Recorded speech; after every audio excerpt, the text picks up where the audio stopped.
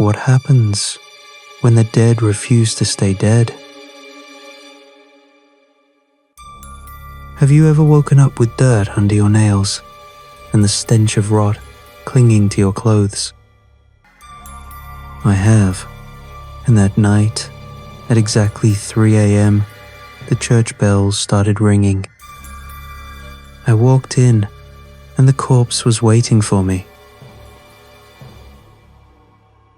Written below is the last known statement of Benjamin Harper, a former parish priest serving the village of Barton, Cheshire.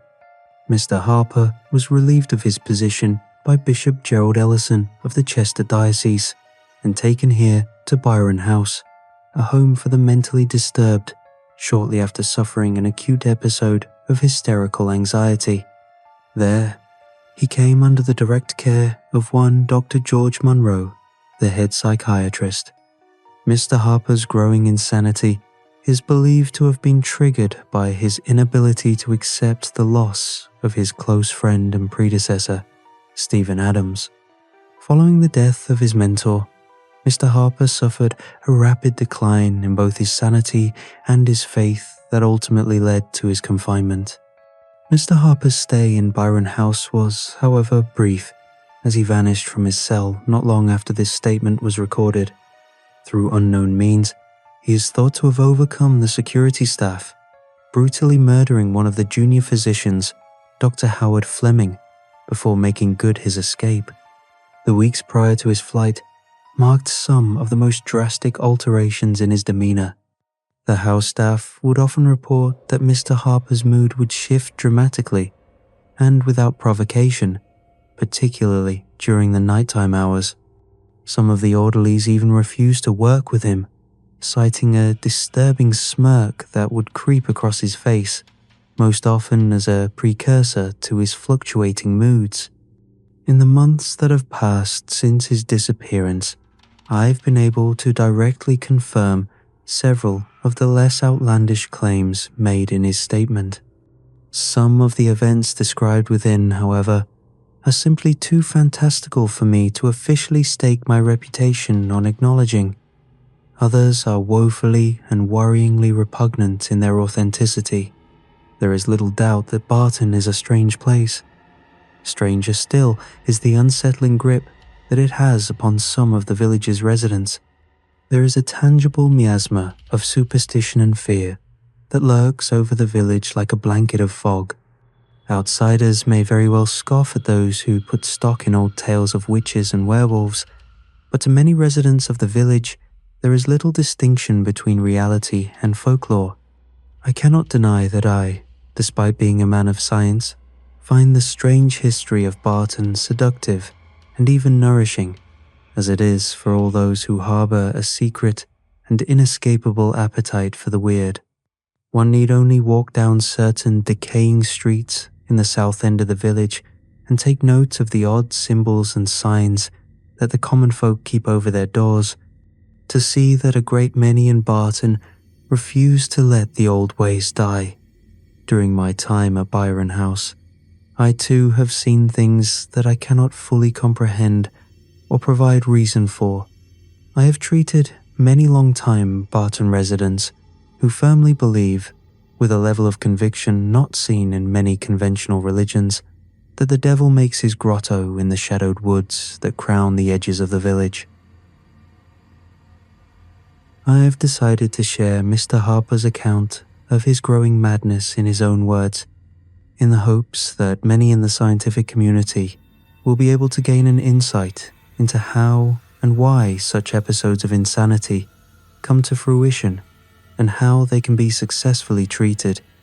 It is also my hope that, should any of the stranger occurrences written below ring true for you, the reader, then this statement will also serve as a dire warning and lesson in meddling within the affairs of certain circles who clearly do not take kindly to outside interference.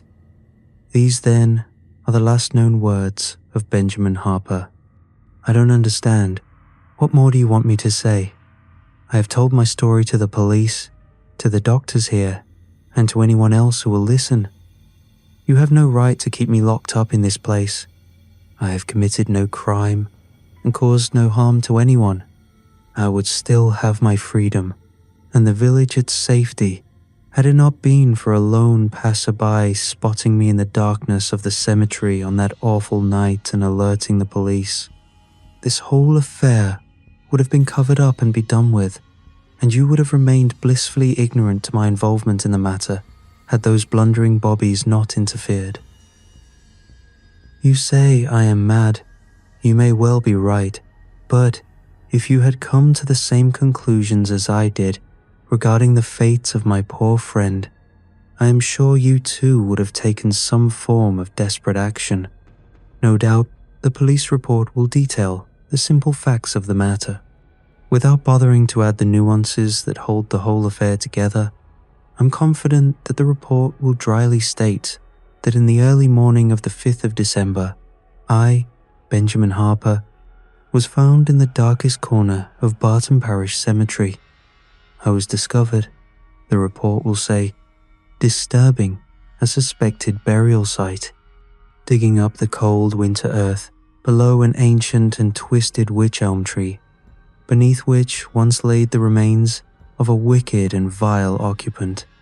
It will also state that, in a fit of unrestrainable rage, I attacked 2 policemen with a shovel, rendering them unconscious so that my grim labor could be completed without interruption. It is not my sanity that I fear for now, rather the possession of my feeble mind and the body it is currently master over. For I am now horridly aware that the mind, soul, and body are not as tightly entwined as the so-called experts of medical and spiritual matters believe them to be, but are instead 3 separate spheres of mastery.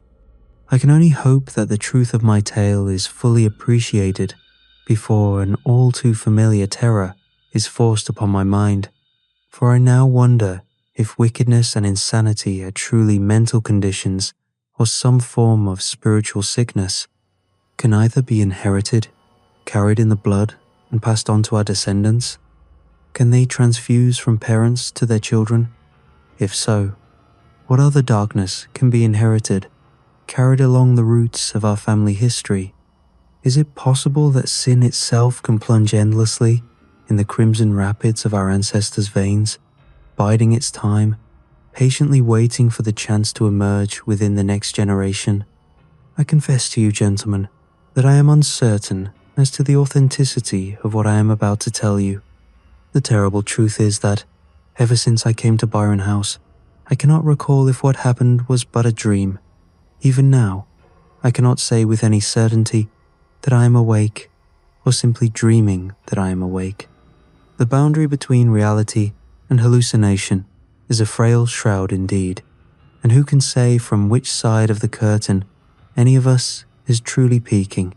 Hark, gentlemen, hearken unto me. I beseech you to take heed of my words. There is something wicked out there in the backwoods and borders of our village. Though its earthy fetters have been laid to waste, the potency of its spirit lingers. In time, it will find a new home and set its powers against us. For the sake of my soul, as well as the soul of my dear friend, I will now try to recount for you in detail that blasphemous chain of events that led me to the grave of Francis Ellis Pendle, the occupant of that hidden burial chamber, and immerse his body in acid until nothing but bubbling black sludge remained. Stephen Adams had been a family friend for as long as I could remember. A devout man of God, he had been the local vicar since I was a young boy and was very much loved by the community he served. He never married or had much in the way of a family of his own, and as such, I think he had always looked at me and my mother as his own flesh and blood. In the twilight of my teenage years, my father sadly passed away from a heart attack, and my relationship with Stephen grew stronger, forming a bond that nurtured me into manhood and shaped me into the person I am today. For this, I owe Stephen a debt of gratitude, one I hope I came close to repaying when I finally destroyed the horror that had inflicted itself upon his life on that lonely December night. Stephen was a true paragon. Godly, honorable, and wise, he was devoid of vice and all the other flaws inherent in most of us. I never once saw him grow angry or fearful or dispassionate at any point, save towards the very end. Despite his almost saintly behavior, the man was also incredibly human and very much interested in matters of science as well as faith. He had on occasion said that Darwin's theories made a lot of sense and that he enjoyed reading books covering topics such as biology as well as chemistry, physics, and history. He was a remarkably well-rounded and well-adjusted man. Not once did his belief in God falter. He was just able to see the sense of how the world worked and blended it into his love of his fellow man and in the Almighty. When I came of age, I decided to follow in his footsteps and join the church myself. I can't say my mother was particularly pleased with my choice, but Stephen was very proud of me, and it was this approval that fueled my desire to serve my God and community just as he did. My mother had never been warm with Stephen, despite how closely he associated with us both. I suspected that they had once harbored feelings for each other, and that these had turned sour around the time of my birth. My father had never allowed this matter to interfere with their own friendship, and they had been like brothers right up until my father's last breath. It was Stephen who had been at my father's deathbed, who had spoken kind words into his ear as he gasped for breath, and who had given a moving eulogy as his casket was lowered into the ground. I don't recall my mother ever mentioning my father's death after the funeral, nor had I once seen her cry or lament his passing. She simply grew colder and more distant with the people around her, including both me and Stephen. As such, I didn't feel burdened by my decision to leave her and Barton behind. My heart wasn't heavy at the thought, but rather the opposite. Stephen assisted my decision to join the ministry, and as I spoke to several authorities from the Diocese of Chester and attended an interview with my bishop, my resolve to become ordained only grew stronger.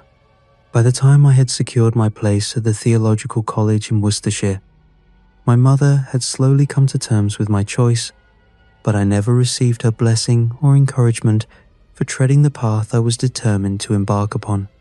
Worcestershire wasn't close to Cheshire. A 5-hour train journey was required whenever I wished to visit my family home. I remained in contact with Stephen weekly via letter, and regularly, a handwritten note in a telltale stiff card envelope would arrive for me in the post. Our correspondence wasn't particularly thrilling, but it was welcomed as his letters of encouragement helped to guide me through the more difficult parts of my study and fire up in me a conviction that only he could coax. Months of grueling study passed me by, and I am not too proud to admit that I occasionally regretted my choice. During these bouts of demoralization, I would call my mother, who would delight in such talk and beg me to return home. A gesture I found bemusing, considering her absent feelings for me were part of the reason that I chose to leave Barton. It was Stephen's letters, however, that held me back and kept me upon the path I had chosen for myself. On rare breaks, I would return to Barton for brief stays and would check in on my friend, and we would chat about the various topics we had discussed in our exchange of letters.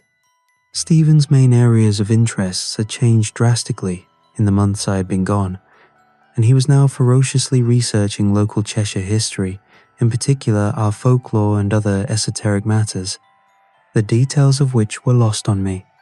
I would make a token effort of visiting Mother, but the blanket of cold repression that fell across the kitchen as we sat there in silence over a pot of tea was becoming more and more unbearable.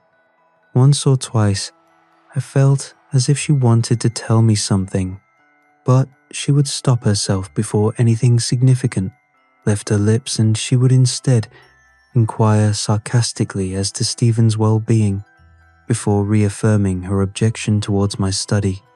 But as time passed, these sojourns to Barton ceased altogether as I threw myself deeper and deeper into theological pursuits, relying solely upon Stephen's letters to keep me informed about how my mother was faring.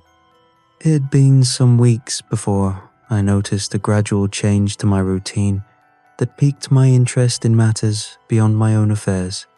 So engrossed had I been in my studies that I had neglected to notice that Stephen's letters to me had abruptly stopped. I waited a week before sending him a note of my own in hopes of a response, but nothing came. I could only assume that he had become engrossed in study himself, as he had the habit of picking up a new topic and devouring as much information on it as he could before finding a new sphere of knowledge to move on to. To be quite honest, I was focused on my own study and so welcomed the break in my weekly task of finding something interesting to fill my letters with. This absence of communication lasted just under 5 weeks, when eventually one of Stephen's letters arrived for me on a Friday morning. I was already on my way out, and so opened the letter and read its contents.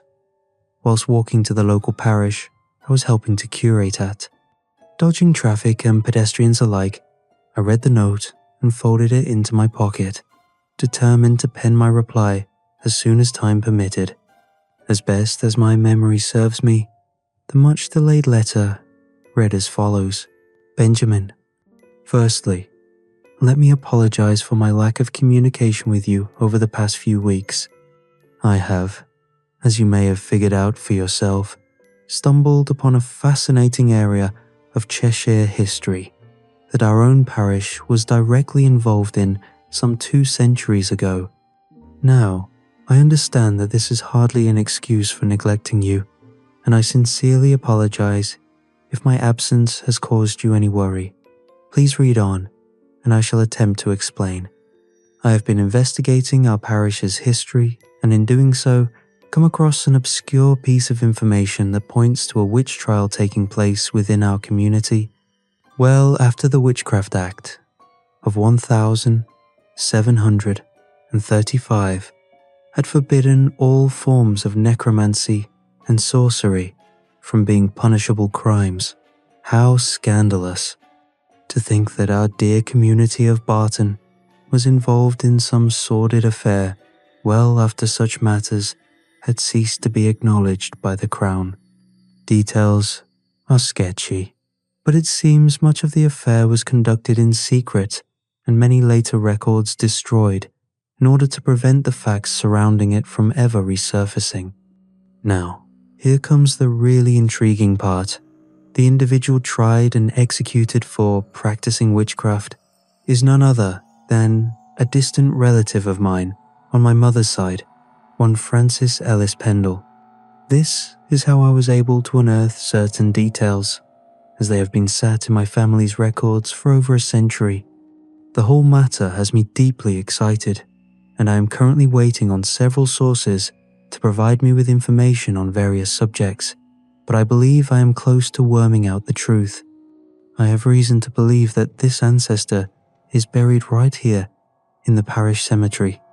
Try as I might, I cannot find a grave, but from what I have read, witches were sometimes buried in unmarked plots, a curse upon their names, and a final punishment for trucking with the devil. It was also a precaution, for if any of their coven could unearth the remains, they could restore them to life, or so the folklore goes. But here I am, getting ahead of myself again. How have you been, my boy? I look forward to hearing about the past few weeks I've missed out on, so please furnish me with all the details. I understand you will be finishing your first year soon, and once you have, I ask that you come to stay with me in Barton for a while, for there is much we must discuss about my findings. Take care of yourself, Benjamin. Yours truly, Stephen. The letter did not unnerve me in the least. It was just like him to find some new topic to obsess over, and I thought little about the matter. Stephen had always been this way. No doubt, in his next letter, he would be talking just as enthusiastically about a completely different topic, with witchcraft far from his mind. I wrote a meager reply that night, nothing terribly fancy, just a passive interest in what he had mentioned, and also a little update on how my own studies were progressing. I responded to his invitation to join him at Barton Parish and said that it would be a pleasure to spend some time with him. After my first year was finished, I was able to come home for Christmas, To my delight, my mother invited Stephen to our home for lunch. Christmas itself is a busy time for the ordained, but I was grateful for the snatches of conversation we managed to have. To my surprise, Stephen had not dropped his inquiries into his ancestor and the various Cheshire witch trials, both legal and illegal, that had occurred in the county. In fact, he would speak of little else during my short stay with him. He was particularly excited because he believed he had finally located where Francis Ellis Pendle had been laid to rest. He described to me, in great detail over a brandy, that at the very back of the cemetery, close to where the Gunner's Clough woodland starts to encroach upon the hallowed ground, there can be found a small copse of wych elm trees, so called because witches were once hanged from them. It was his belief that Francis had been interred in the ground beneath one of these trees, a precaution levied against him, as the old folk believed that the roots of a tree would pin the witch's body and soul in place, denying either the power to rise from their grave and avenge themselves upon the living. The next morning, he took me out to see the copse where he suspected the final resting place of his witch ancestor lay. Even in the daytime, it was a dark and blasted place. The trees looked more dead than alive, with twisting dry branches that groaned like the creaking of a floorboard as the wind lightly danced around them. Here, somewhere beneath the dark ground, Stephen was convinced that the body of Francis lay. I cannot say with conviction that even then I was worried about him. I had convinced myself that his interest was purely historical. He was nothing more than an enthusiastic amateur. In hindsight, however, the warning signs were undoubtedly present. I would come and visit Barton sporadically during my second and third years at the college. I think I was subconsciously outgrowing the place, but in the best possible way. I was shaping into the man I always wanted to be, and I felt renewed by my growing independence from both Stephen and my mother. It was during the last part of my ordination, my final year, that I first heard the growing rumors regarding Stephen and his radical change in behavior. The source of such gossip came from none other than my mother. There was a certain sense of satisfaction in her tone upon informing me of the various distasteful exploits that Stephen was being accused of.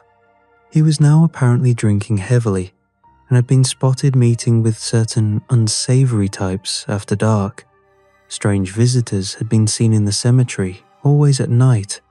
He was, she said, keeping company with odd strangers who spoke in foreign tongues and who wore bizarre clothing.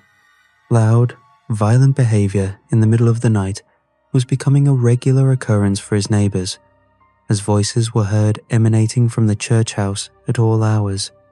There was even talk that several pets had gone missing in the village, in particular Mrs. Z. Diborovich's tabby cat, Cleo, and Old Man Slater's greyhound, Basil. The latter was known to roam freely around the village and was almost always in constant trouble, tipping over rubbish bins and chasing Jack Duncalf's chickens. Some people assumed that the dog had either run off or been hit by a car, but a fair number attributed a more ominous reason behind the dog's sudden vanishing. The cat, however, was rarely seen outside of the Zadeboids' home. Many assumed that the eldest son, Ian, was the culprit. The boy had always had a cruel streak and was disliked by almost everyone in the village, including his own mother. But when the decayed headless body of a cat and the severed head of a greyhound were found casually discarded in the Gunner's Clough by some local children the day after Walpurgis, many began to suspect that Stephen's sinister new acquaintances were responsible. The most disturbing revelation, however, was that Stephen's face appeared to have taken on a rather unusual countenance, a kind of sardonic smirk that greatly unnerved those who saw it. By all rights, the expression was wholly alien to the man, and when seen, it appeared to twist his face to such an extent that he looked like a stranger. The bishop of the Chester diocese had issued him with a formal warning about his behavior, the outcome of which I would soon learn of. At the time, I found all of this impossible to believe. The evils being attributed to my friend were nothing more than village gossip, I believed, and the usual Barton superstitions, something for the old codgers to grumble over whilst deep in their cups, and I refused to accept the rumours or take the matter seriously. Soon enough, however, I too became embroiled in the abnormal changes in Stephen's life. Again, there was a period of time where I didn't receive regular correspondence from Stephen. In fact, these periods had grown more frequent. But I admit that I was beginning to grow worried as the rumours regarding his behaviour churned over in my mind, and the large gulf between his letters was growing ever wider as time passed. I hadn't received a letter back from him for a very long time, perhaps 4 months. But when I finally did, it was far more disturbing than anything I had ever read from him, and it filled me with an urgent need to see my friend and assist him however I could. It arrived for me unexpected, much like the previous one I have described, and despite looking like a letter from Stephen, it was so hastily scrawled that, for a few seconds, I thought it written by a stranger. Benjamin, I'm afraid to tell you this, but I fear I have led myself down a dark and winding path. So far have I descended into darkness, and so deeply have I gazed at the blackness, that I wonder if I will ever be able to find my way back to the Lord's light. My meddling in the past affairs of the parish and my own family history have brought me nothing but misery. I am doomed. It's the dreams, Ben, the hideous dreams. I dream constantly, so much so that I can no longer tell what is real and what is fantasy. I dream often of a cold, godless place, devoid of warmth and comfort. Above me, I see twisting black roots worming their way slowly towards me like serpents. Try as I might, I cannot move my arms and legs, for my body is confined to a casket, a buried, rotting, maggot-infested casket. When I finally awake, the clock by my bedside always displays the same time, 3 a.m., the witching hour. By the time you read this, I may not be at the parish. I must leave this place, leave Barton, and never return. I have some dire matters to attend to. Most importantly, I must return that which I have called. He has his own black designs, and I must ensure that they never come to fruition. In my more lucid moments, I am formulating a plan, but I must be prudent, lest he suspects me of acting. I must be decisive and deliberate in my actions, and conceal all evidence from him before the sun sets and his time begins.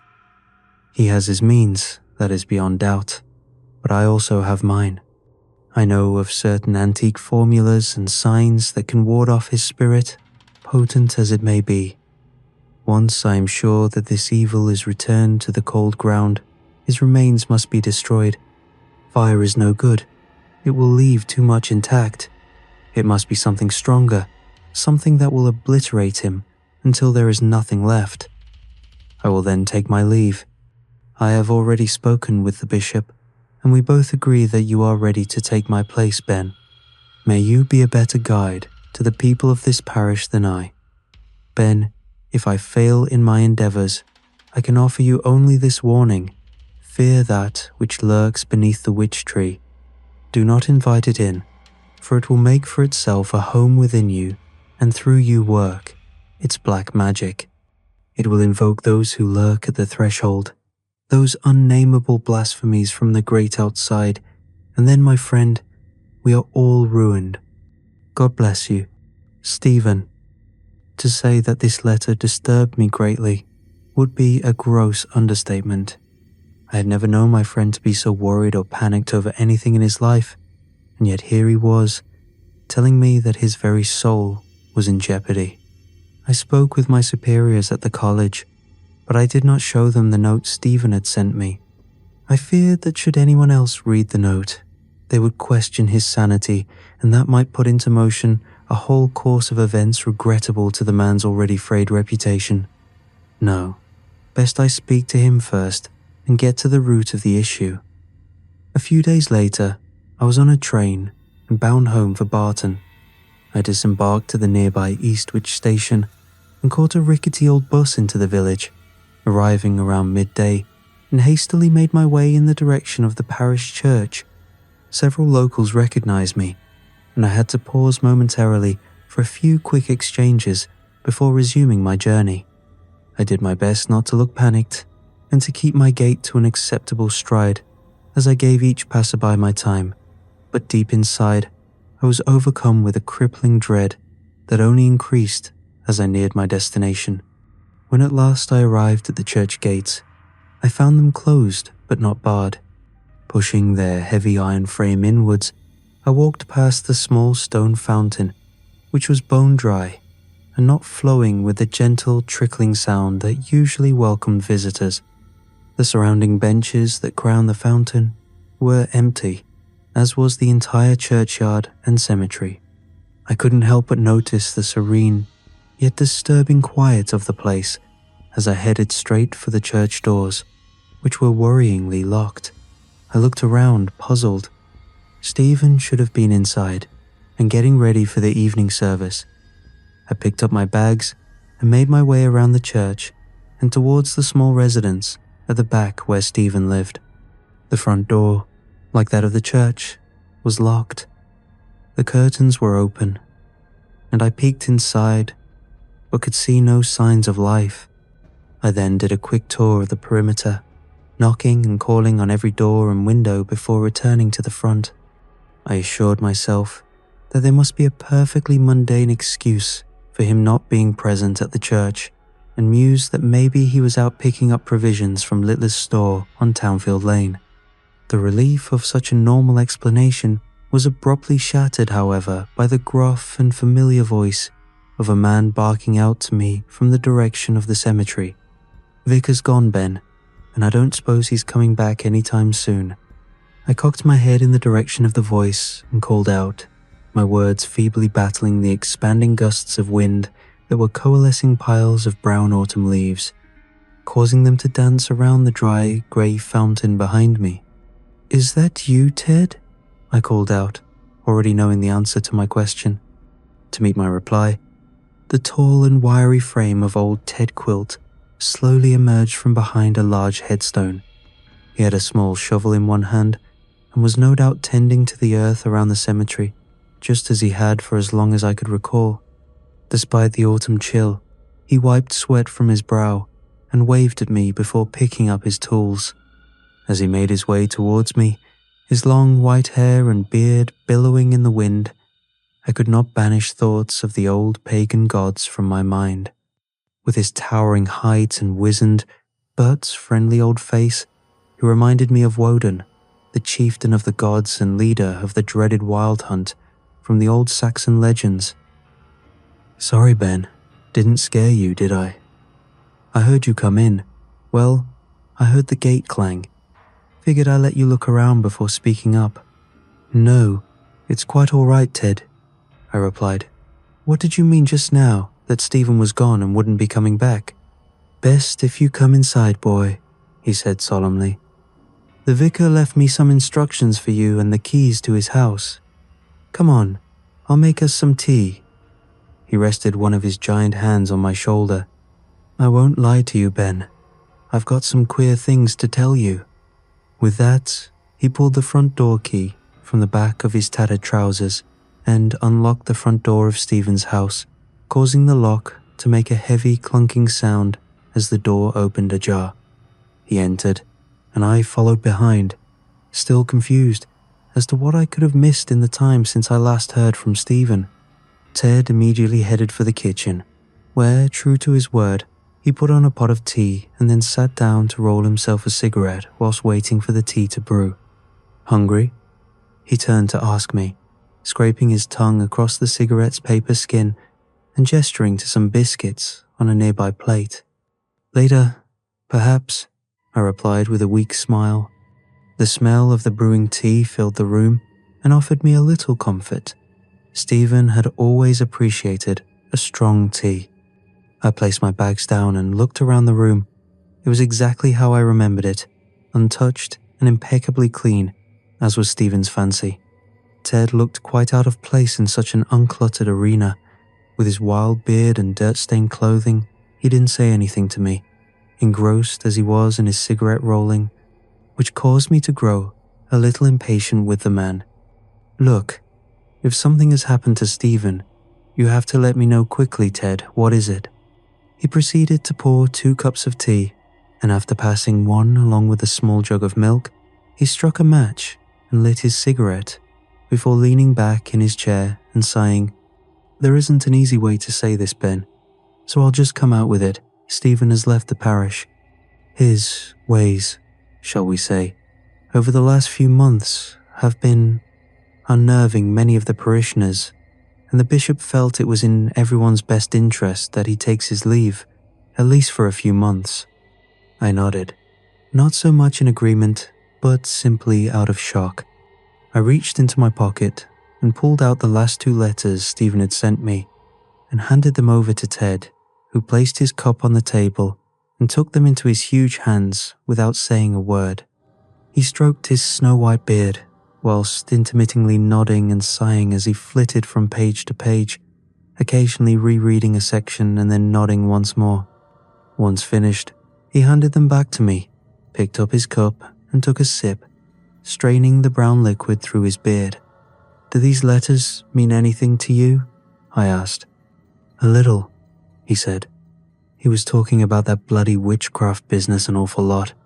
I knew some of what he was talking about, especially those trees out back, past the graveyard. I used to play around the gunner's clough as a boy, and there was always tell about how evil that place was. "You're from Barton. You must have heard the old tales about ghosts and goblins and how old saltpeter would get you if you lingered too long past sundown." "Saltpeter," I replied with a smile, recalling the childhood memory of how my grandfather would warn me of entering the gunner's clough after dark. "You stay away from those woods, boy," he would say.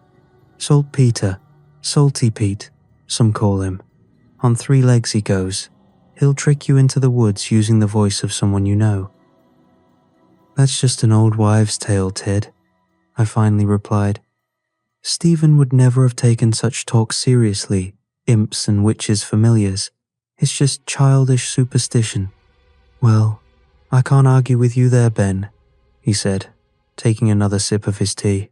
"But it was more the weird changes in his nature that I wanted to talk to you about, not all this witchy nonsense." He tapped the letters on the table, as if to emphasize how little he thought of their contents. "Such as?" I said, picking up my own cup. "Well, a couple of folks rumbled him good to the bishop over his nightly doings. They say he'd been calling regularly with shady types from Eastwich, and that he was involved in some missing money here at the parish. Quite a sum if folk are to be believed. Then there's the strange sounds and stranger lights coming from the cemetery. My mother was telling me about this weeks ago," I added. I didn't want to believe her. She's never been too keen on Stephen. Not just that, Ben. It was his whole manner. He just stopped giving a damn about the community, grew slack in his duty, and you know that's not Stephen. He turned into this cruel, morose man, almost a complete stranger really, unsettled a lot of the locals. He took a few more sips of his tea and finished his cigarette before continuing. "So there was a village meeting, and with the agreement of the diocese in Chester and the bishop, it was decided that he should leave us. Can't say I know where he's gone, but I reckon they'd want you to take over his duties, if you're willing, at least until the bishop can find a replacement." He stood up and opened a nearby drawer, producing a sealed letter. It bore the mark of the Chester diocese.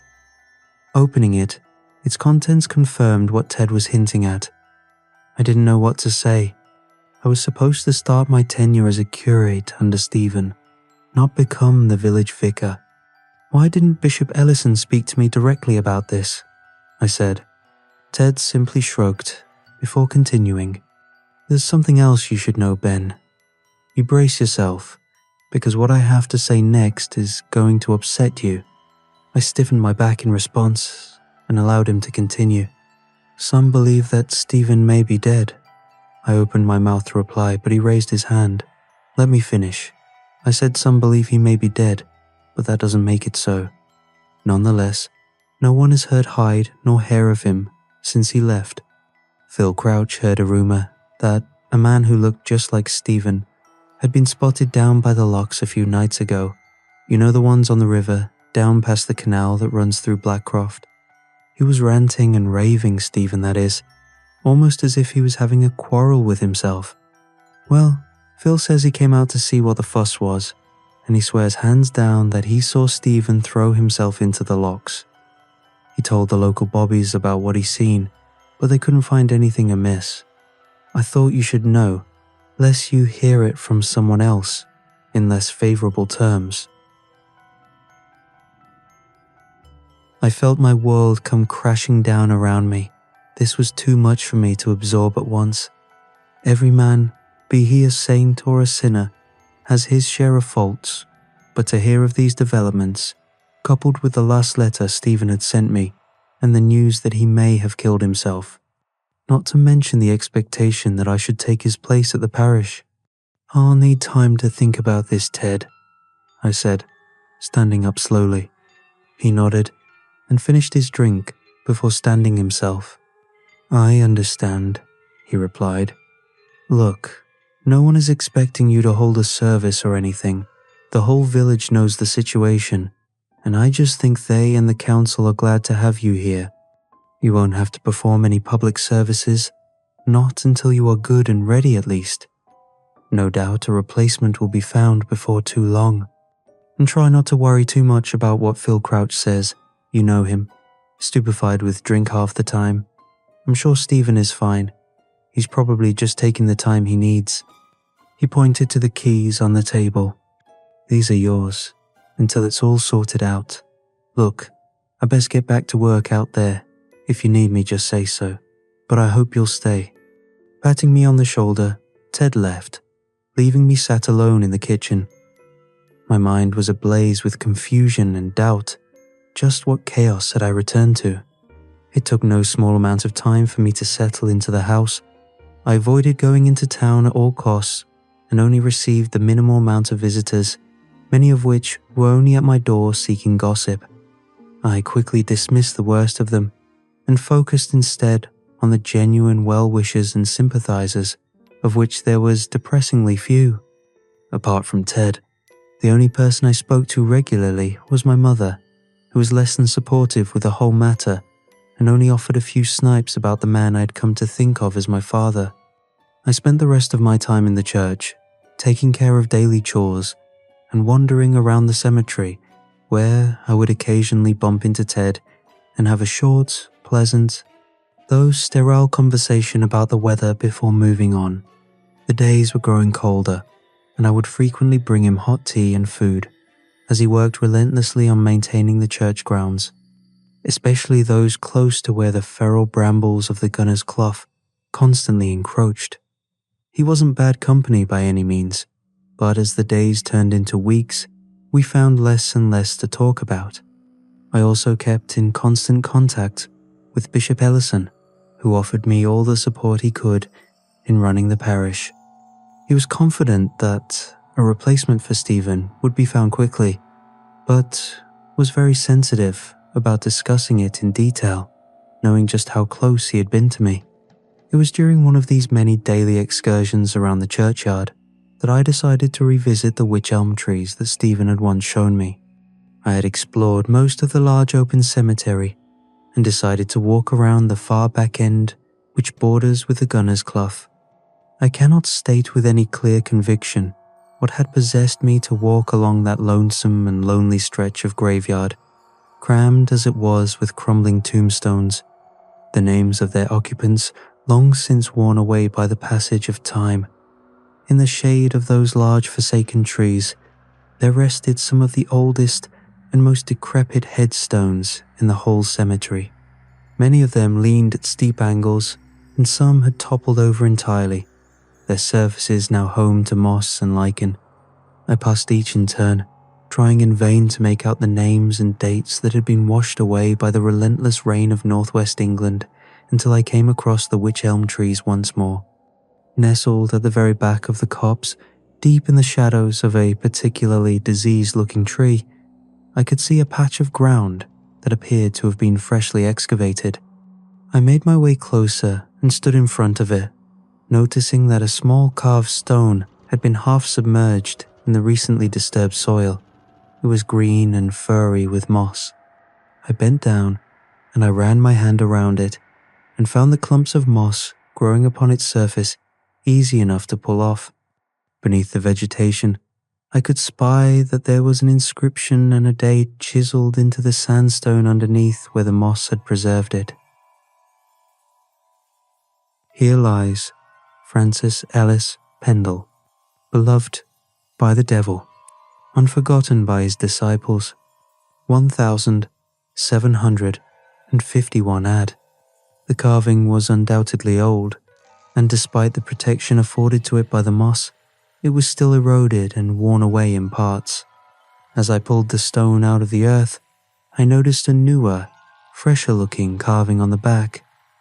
It was an odd shape, some kind of hieroglyph. It's difficult to truly say just what it was.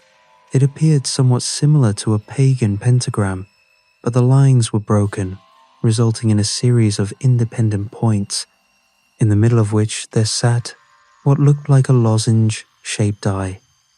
In place of a pupil, there was instead a small flame-like shape. The symbol must have been heathen in origin, for I had never encountered its like in all my years of religious studies. The whole stone was perhaps only 10 inches in height, hardly what one would call a tombstone, but appearing to hold the same purpose. Instinctively, I dropped the stone close to where I had found it and rubbed the dirt off of my hands. I felt as if I had just come into contact with something unmistakably evil, as if my very soul had been touched by the hoary and eldritch nature of whatever darkness it had been used to commemorate. It was then that the words from Stephen's last note crept into my mind. Fear that which lurks beneath the witch tree. Do not invite it in, for it will make for itself a home within you, and through you work its black magic. The hour was growing late, and the dimming sun caused the darkness of the gunner's clough to wash over me, enveloping me within its black folds. I had no desire to stay in that place, and hastily made my way back to the house, determined to reach it before the sun disappeared behind those vile trees.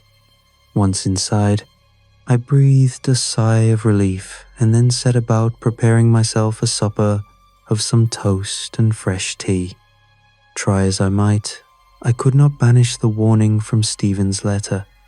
Eventually, perhaps driven by a need to see if I had remembered his words correctly, I took the bundle of Stephen's letters from the kitchen drawer, where I kept them tucked away beneath some parish leaflets, and sifted through them until I found the one that mentioned Stephen's talk of witchcraft. I unfolded it and reread it until I came to the passage with the warning. I had indeed remembered it verbatim. Unnerved, I folded up the letters and hastily placed them back into the drawer. A moment later, Ted came into the kitchen, grumbling about the cold and wiping his mud-stained boots on the doormat. He nodded and helped himself to the tea I had brewed, before sitting himself down and pulling out his tobacco to roll himself a cigarette. I waited a few minutes for him to progress halfway through his task, before broaching the subject of Stephen and his strange decline. So Ted, did Stephen ever mention a grave to you? One out in the yard, close to the woods? He put his tobacco down and nodded. Aye, I saw him looking over it a bunch of times. He told me it was the grave of a witch, hung for his crimes hundreds of years ago, one of the last in England, he reckoned. And that was what he was studying before this change of character came over him. He nodded again and lit his cigarette with a match before extinguishing it with a shake of his hand. Studied is one way of putting it. Obsession would be another. You know, he converted the cellar of this house into some kind of study. A library, I guess you could call it. Filled it with all sorts of queer-looking books. Latin, I reckon. Not unusual for a vicar, I guess. But some of 'em is written in German, and others in languages I can't begin to understand. Not only that, but he moved all kinds of bloody chemicals and equipment into there too. Can't really say I recognized most of it. Place stinks to high heaven. Is it still there, in the cellar? I asked. No, I reckon he took almost everything with him when the bishop told him to leave. Might be some bits and pieces down there, but you'd be lucky to find much. We both then sat in silence, Ted turning his attention to a local newspaper folded on the table and myself to my thoughts.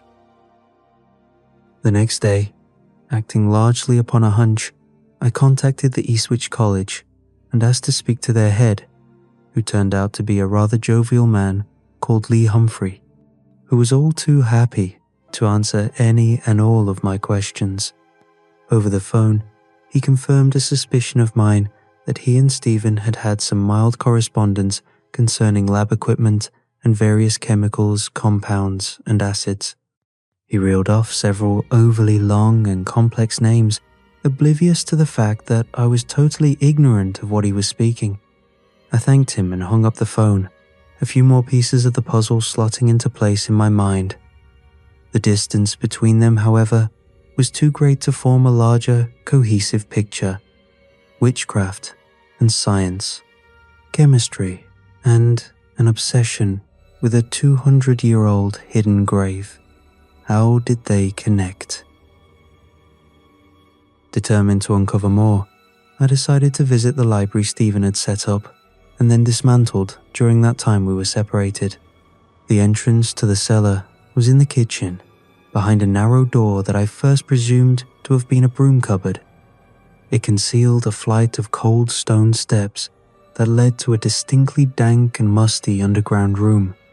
A few cramped shelves on the walls either side of the steps housed a collection of mundane objects, candles, dried out paint cans, and the like, but also, luckily, a working torch.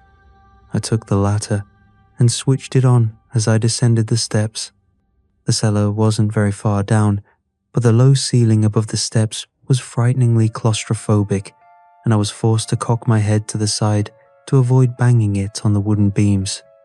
I reached the bottom and found an open doorway to my right, which led into a very simple square room that, like the stairs, possessed an oppressively low ceiling and a strong, musty scent.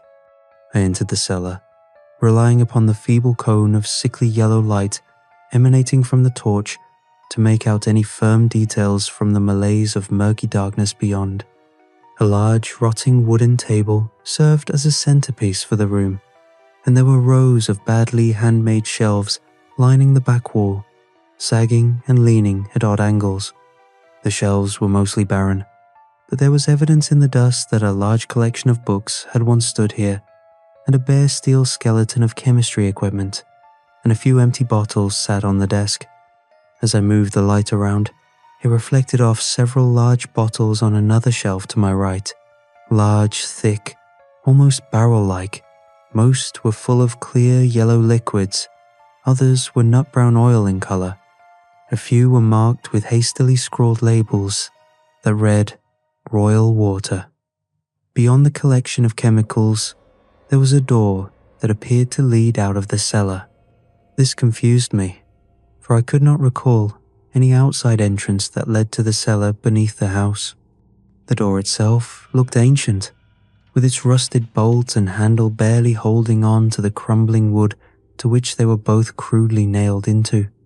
As I moved closer to it, the light from my torch caught something carved into the frame above the door. It was that curious star hieroglyph I had seen on the stone above the grave of Francis Ellis Pendle. I ran my finger along the carving, almost as if to ascertain that it was real. As my finger traced the freakish shape, I felt a chill creep over me, the same chill that had caused me to flee from the shadows of the wych elms. This time, I refused to let the fear grip me, taking the door by its rusted handle and pushing it inward. To my surprise, the door did not lead to the outside of the house, but but instead revealed another set of stone stairs leading further down into the earth. The odor that assaulted my senses as I took a solitary step towards those stairs was foul. It was a putrid stench, unlike anything I had ever smelt before. If I was to describe it as an ungodly mixture of some acidic compound and rotting excrement, I would be on the verge of doing justice to that malignant, invasive scent. I instinctively took a step back and raised my hand to cover my nose, as if it would somehow relieve me of the burden of breathing in that foul and fetid air. For a brief moment, I considered turning around and leaving the cellar, but out of burning curiosity, I slowly started to descend those awful stairs. What lay at the bottom is something that will haunt me until my final days. For laying beyond was a second chamber, not unlike the first, but whereas the above cellar space had been converted into some kind of perverse amalgamation of esoteric library and alchemist's laboratory, this hidden chamber was nothing less than the devil's workshop. Strange images were carved and painted onto the walls, many of them resembling the hieroglyph I had seen on the meagre gravestone of Francis Ellis Pendle. There was little to tie the various pictographs together. Some depicted spheres or eyeballs, others were long snake-like tendrils that curled upon themselves to create a rudimentary alien text. As I edged further into the room, I could make out various objects nailed to the ceiling. Some were rusted tools, like the kind you would find at a slaughterhouse. Others were odd assortments of twigs held together with twine, creating shapes that had a vague human outline to them. The crowning horror, however, was the table. This long stone edifice was less a desk and more like a butcher's slab, stained a hideous reddish brown all over. There were grooves carved into the table's surface, all of which culminated towards a round hole, underneath which a rusted iron bucket had been attached. It was from this bucket that the stench appeared to originate, and bending down to inspect its contents, I could see the glistening, rotting hind limb of a dog. Maggots wriggled across its surface, burrowing in and out of the putrid flesh. I felt bile rise in my throat, but I managed to keep it down and continue my investigation. Like the room above, there were shelves fitted to the walls, but these were not bare, instead being filled to the brim with various manuscripts, papers, maps, and glass jars. The whole scene had an unmistakable sense of the bygone laid over it, as if it had sat here undisturbed for centuries. Among the papers and jars, I found a small linen bag tied with a piece of string. A brown stain on the bag's underside made me think twice about opening it, but I eventually found the courage to do so.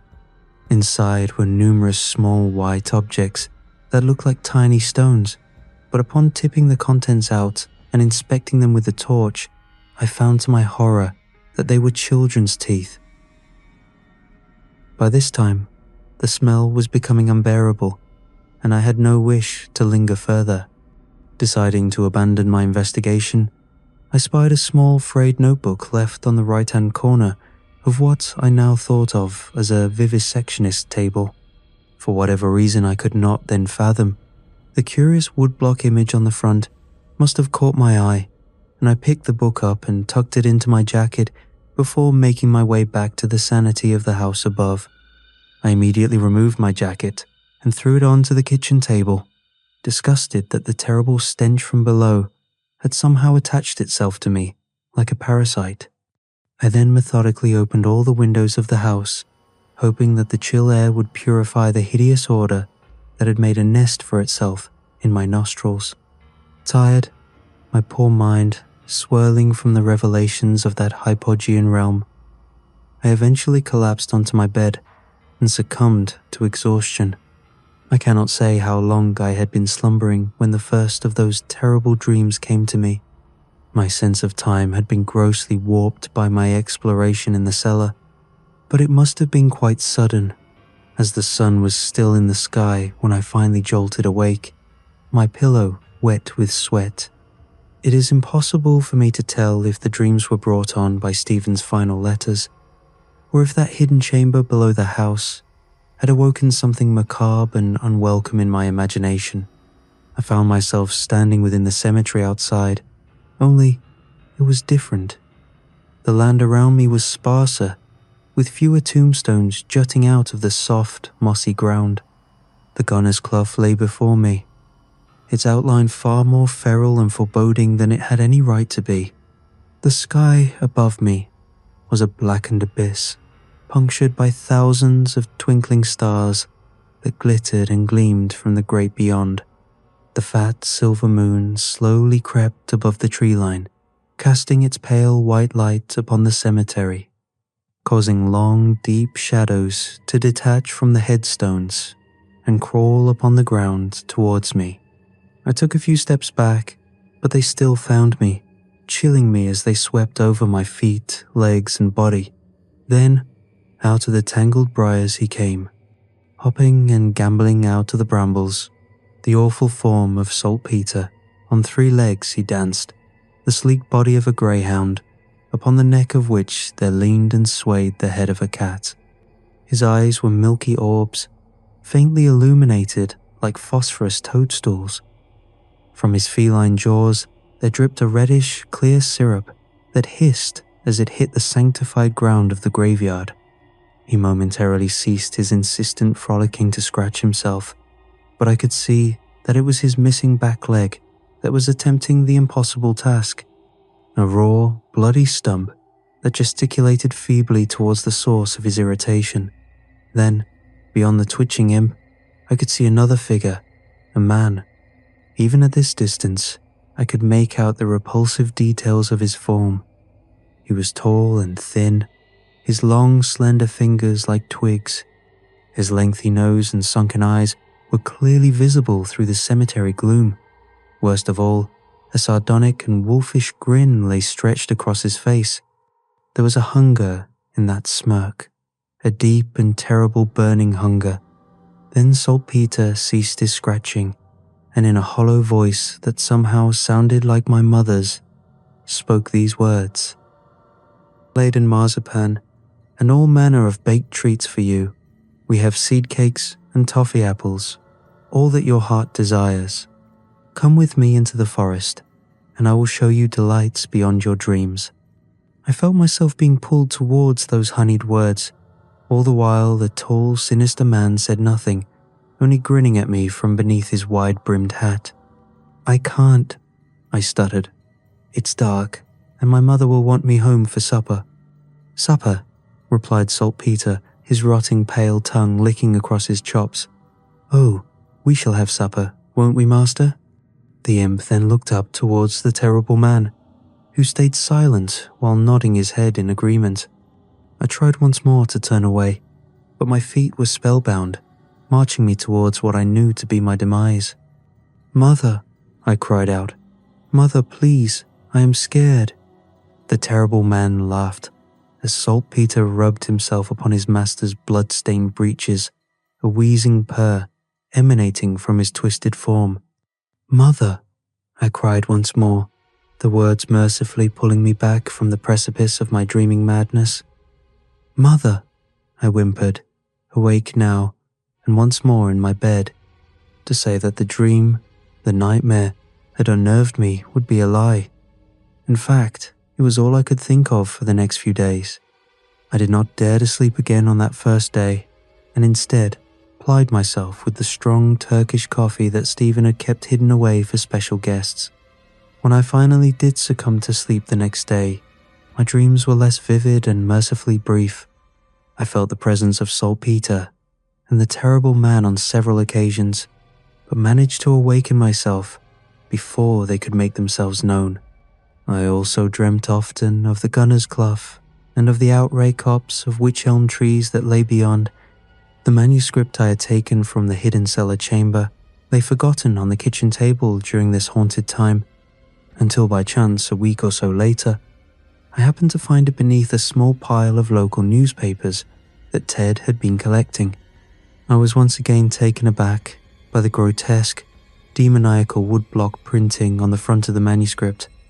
Sitting down and inspecting it further, I could see roughly a dozen or so figures depicted in the image. Most were what I would describe as crones and hags, many of them riding upon the backs of black goats and other, less discernible creatures.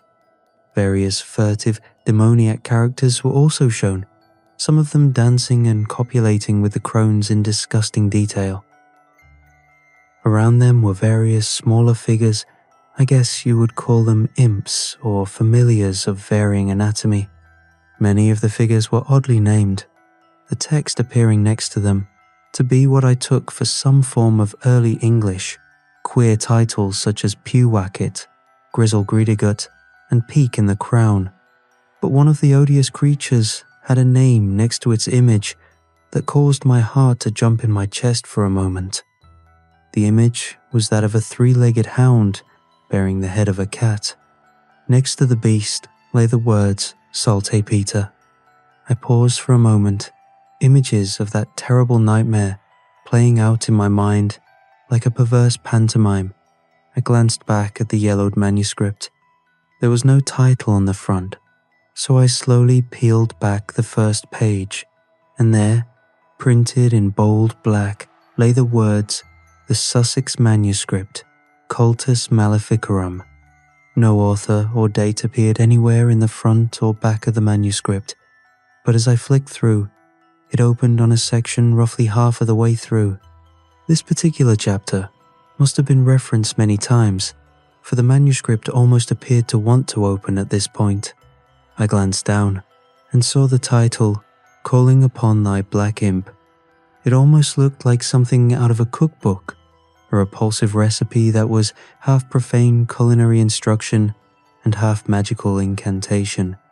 Odious images accompanied the next page, showing a gnarled crone gleefully chopping up the bodies of rabbits, cats, dogs, and calves with an oversized meat cleaver.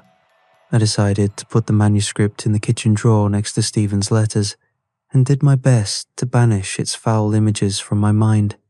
Days, and then weeks passed by, and eventually I managed to put most of the past behind me regarding the horrid manuscript, as well as Stephen and his strange turn of personality. The dreams lingered for a while, but eventually they released me from their grip, and my sleep grew more restful. I resumed my duty as a stand-in vicar with a renewed gusto and opened the church. At first the locals were slow to return, but as word spread, my Sundays were soon busy, and I found myself welcoming faces new and old to my service. I allowed myself to forget about all this talk of black magic and imps and witches that had plagued my return to the village, and instead focused on serving my community. With the help of a few curates appointed by the bishop to assist me, I even found the courage to descend once more into the cellar and bricked up the entrance that led to the hidden room beyond. Thoughts of Stephen still occasionally crept into my mind, of course, typically in the form of short dreams I still experience from time to time, but these were less disruptive than my prior nightmares, being less sinister in nature. I'd resigned myself to the awful truth that I may never see or hear from Stephen again, and so spent more time with my mother and rekindled a few friendships in the village that had grown cold whilst I was away studying. I grew keenly aware that I was being groomed by the diocese to replace Stephen as the parish priest, and struggled with my conflicting feelings on the matter. I had managed, however, to develop a firm mental robustness that permitted me to carry on with my new daily routine, growing my flock, and welcoming the Lord's light and forgiveness into the hearts and minds of my community.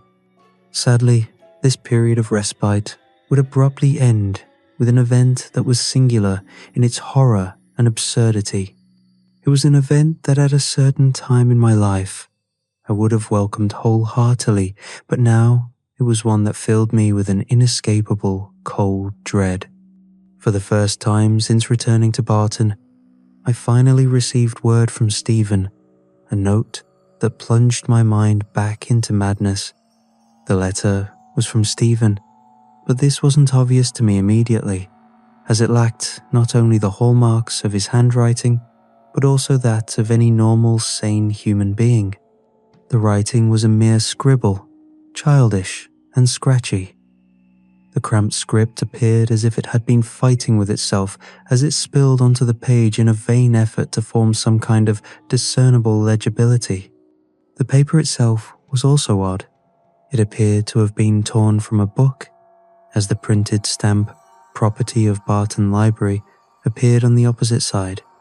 The paper was also slightly damp, with water stains and a strange grit-like sediment dotted around the written words. The content of the note, as best as I care to remember, was as follows. "Managed to make it back to my body. I can feel him pulling me back to him. Don't think I can escape again. I will try. Do one last thing for me. I beg you. Beneath the tree, I am beneath the tree and in pain. His spirit is free now. It wants you. My body is no longer suitable. Yours is better. I beg you, dig up the earth under the tree. Take what you find beneath and burn it. Not fire, must be acid. Take the royal water and drench his remains in it. None of the essential salts can survive. Do you understand? He can return if you use fire, dying slowly in the ground. I cannot stand the blackness anymore. I am myself for a few moments, back here in my own rotting body to write and bring you this note. Soon I must return to the soil. My own fault. I called him, and he answered, I'm so sorry for bringing you into this madness. Do as I ask. Stephen. The note must have been hand-delivered, for it lacked a stamp or even an address on it. It was simply a folded-up piece of paper with Ben scrawled on the front in the same spidery penmanship. I needed some fresh air to clear my mind after reading the baffling note and took a brisk walk through the village. The vanishing sun was pleasant enough, but it was punctured cruelly by a cutting wind that caused my skin to shrivel with goosebumps. The village was quiet, and I saw only a few locals as I walked a loop around the village, starting at Townfield Lane and then along Runcorn Road, and finally back up Lidditt Lane and towards the church. There was so much chaos flowing in my mind that upon returning home, I simply collapsed into a chair at the kitchen table and lay my head down. It weighed heavily upon my heart that Stephen was out there somewhere, either a drooling madman or the victim of some black sorcery that I could barely bring myself to give credence to. But if God and his mighty kingdom were real, as I had been raised to believe, then surely the devil and all the denizens of the pit must be also. This affair did not strike me as madness. There was a revolting authenticity to it, not to mention an alien element that my mind struggled to grapple with in its complexity. As the sun sunk upon that day and gave birth to the inevitable darkness, I found myself drawn to the decanter of brandy that Stephen had kept in the lounge and indulged myself heartily of its warming contents. The fire conjured in my throat by the liquor was very much welcomed, and by the time I had polished off a fourth glass, I was very much under the sway of hypnos and carried myself numbly to my bed. For the first time in weeks, the dreams returned. I tossed and turned all night, unable to settle. My brain buzzed with 1,000 thoughts as half-imagined fears danced in my mind's eye. There was a horrid semi-realization that my slumbering form was being watched, and more than a few times I felt my spirit lift out of my body and float above my bed. From this observation point, I could see a dark figure standing in the shadow corner of my room, his eyes glaring at my sleeping body with an alien hunger. I saw Saltpeter, that hideous abomination, leap upon my bed and paw playfully at my lips. This one will do nicely. The imp then spoke, once more in a voice that sounded like my mother's. This one, master, and then we are free. When the morning sun blissfully shined through my bedroom curtains, I was able to banish the night's dread back to whatever foul pit it had spawned from. But each night they returned, I held sermons for the following fortnight designed more to comfort myself than my community. I spoke with fiery conviction how Jesus had defeated both death and the devil, and how with his love there was no evil on the earth that could not be banished. This settled my nerves somewhat, but the comfort of normalcy that I craved eluded me. A few days after receiving his crude note, I learned with great dismay that Stephen's body had been found on the Blackcroft Heath, though his bloated corpse had been discovered some distance away from both the canal and the nearby river. The coroner ruled his cause of death as drowning. The funeral shortly followed, and I decided to lead the service, despite the bishop offering to take that burden from me. The turnout was higher than I expected, which comforted me, and I even saw my mother shed a few tears for our village's departed vicar. Eventually, with both the terrible dreams and Stephen's demise weighing upon me, I made the decision to step down from the parish and to leave the church entirely. What had once been a dream was rapidly transforming into an unending nightmare. I planned to leave Barton altogether, to never again step foot within its haunted streets. I had concluded that the village was not a good place to linger, and made plans to relocate to Manchester. This decision, final and resolute in my mind, did manage to bring some comfort, and I allowed myself to hope that this whole affair would one day be behind me. I didn't inform the bishop. I was concerned that he would try to convince me to stay. I gave myself no longer than 2 months to wrap up my affairs and then inform the diocese of my decision.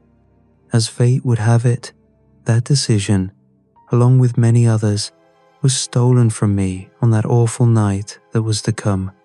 The renewed sense of peace brought on by my impending resignation and relocation might have lasted, had that crowning horror not invaded my world on that dark December night. I had retired to bed early, but the constant lashing of the rain had been relentless all day and was set to continue throughout the night. I slept fitfully and in sporadic episodes of thrashing, for I was experiencing the most vivid and horrid dream imaginable. I dreamt of being confined, bound in the darkness. My arms worked, but my legs felt numb and lifeless. I struggled ceaselessly to remove myself from this foul bondage, but my body felt like some spindly marionette whose strings had become tangled around my fingers, cutting off the blood flow and leaving them numb and useless. After what seemed like an eternity, I somehow managed to muster what little strength I had and force my form through the cracks of my prison. I dreamt of pushing upwards, forever upwards, past the rotting wood and the soft wet earth, past the worms and the matted tangle of endless roots, and finally to the cold, rain-lashed surface above. I awoke suddenly with that last thought, sat upright in bed, with cooling sweat pouring down my back, but it wasn't the dream that had startled me awake. As my senses adjusted, I could hear that it was the ringing of the church bells that had mercifully returned my mind from the abyss. The clear and familiar sound of ringing bells pierced the night air, and I glanced at my clock to see it was just past 3 a.m., the witching hour, I thought. I jumped out of bed and grabbed my dressing gown. No doubt the noise would eventually awaken the entire village, and I would be to blame. I raced down the stairs and bolted out of the kitchen door into the chill of the night. I barely noticed the cold rain pelting my face as I ran towards the church. My slippers greedily soaked up the muddy water that pooled around my footsteps, and I shuddered as the cold, damp muck sank in between my toes. Determined to stop the commotion, I fumbled with the keys, but the door was already ajar, and I pushed it open, made my way to the main hall in the direction of the bell chamber. By the time I reached the door, the ringing had mysteriously stopped, and I slowed down my pace. As I bent over to catch my breath, I noticed a disgusting trail of mud and slime snaking its way from the doorway and through the hall. It seemed to lead directly to where I was headed. I kneeled and swiped my fingers through the baffling sludge. It possessed a charnel stench, not unlike that fetid aroma that had sickened me in the cellar that terrible day. I immediately pulled a handkerchief from my gown pocket and wiped the horrid jelly from my fingers as best I could. I was determined to find out the cause of the ringing, but it crept over me that there was perhaps a mundane, yet still unnerving explanation. Suppose someone had broken in and was using the bells as a diversion, while an accomplice robbed my home, I thought. Still, as much as I would have liked to accept this solution as fact, I felt compelled to investigate the muddy trail. There was little of value in the house that a thief could steal, and even if it was true, I had no desire to confront a burglar in the dead of the night. I therefore slowly entered the tenebrous chamber that housed the bell ropes beyond the main hall. There was a feeble sliver of light that glowed through the window from the street lamps outside, and I could just make out the basic parameter of the chamber. I was certain that no one else was in the room, and I carefully walked deeper in the darkness to inspect the 6 ropes. All were unmoving except one, which swayed gently in the dark. Just like the floor outside, there was a smear of foul-smelling mud over the ground, as well as on the moving rope. I placed my hand upon it, and it stopped swaying. Then, just as I was considering leaving, I suddenly became aware of a shape on the ground in the far left corner. My eyes were still adjusting to the dark of the room, but at first, I fancied it looked like a mud-stained bundle of rags and twisted sticks. But as I inspected further, a creeping horror washed over me, along with a terrible recognition of what I was seeing. What did I see? That is at once an easy and a difficult question to answer, and is perhaps at the crux of this whole affair. For lying on the ground in front of me, face, or should I say skull, pressed to the stone floor, was an ancient collection of decayed bones and mummified flesh. Chunks of stinking, sodden earth and flayed, tattered skin were wrapped around the grisly mound of necrosis. It was a brown, spindly thing, more bone than meat, with a whitish, cracked dome for a head. Wrapped around its spine, close to what once passed for a neck, was the rotted damp rope of the hangman's noose. It was then that I heard a muffled and strange sound emanating from the skeletal horror that lay at my feet. It was at once a whisper and a growl, human and bestial, disembodied and echoing all around me, yet at the same time focused upon that mass of rags and fused bone. The noise ululated into a cry that shook me to the very foundation of my soul, for the voice was that of Stephen Adams. The corpse thing before me issued forth a single sentence before growing still and silent once more. "Ben, for the love of God, please. Those who have bothered to speak to me at any length know the rest of my story. Half mad and howling with a volatile mixture of fear and fury, I retrieved the yellow chemicals from the basement and together with the rotting bundle, threw their contents into the self-exhumed grave of Francis Ellis Pendle. At some point, 2 police officers accosted me, but I managed to overcome them and continue my grisly task, dissolving the whole mess into acrid sludge. I watched it bubble and froth into the black soil as the earth reluctantly absorbed the disgusting mass. Despite the obvious horror, I felt a great relief wash over me. The chaos of the past few months of my life came sharply into view, like a knot unraveling before me. Madness gave way to clarity. Though this is the end of my account, it is not the end of the matter, for there was no doubt in my mind that beneath that lonesome wych elm, beneath the cold earth of that hidden grave, the soul of my dear friend, Stephen Adams, had lain incarcerated for months in silent torment. He had called up the wicked soul of his ancestor for whatever purpose I can now only guess at. He had not been strong enough to put down that which he had called forth and paid for it with his life and soul. The terrifying spiritual transfusion had taken place. Pendle had taken Stephen's body, and Stephen had been forced into Pendle's. At some point, Stephen had managed to take control of his own body long enough to hurl it into the churning waters of the river, hoping to end that evil which had made a home for itself within him. Stephen had been reduced to a mere consciousness as Pendle's spirit roamed freely. As the witch set about renewing his coven and conjuring up his black imps, Stephen's sentient mind, fully aware with its senses intact, understood with abominable clarity that it now inhabited the 200-year-old corpse of Francis Ellis Pendle, he who had been hung for his crimes against God and King, he who had sought to bargain with the devils of the sky and of the earth, he who had slept restlessly beneath the dark soil of the gunner's clough, his presence felt by all who dared enter. He who had dreamt of nothing but the torment and wickedness he would unleash upon the descendants of those who had delivered him to his grave. Dreams of vengeance and dark oaths, those terrible dreams of blasphemy and madness, the dreams beneath the witch tree.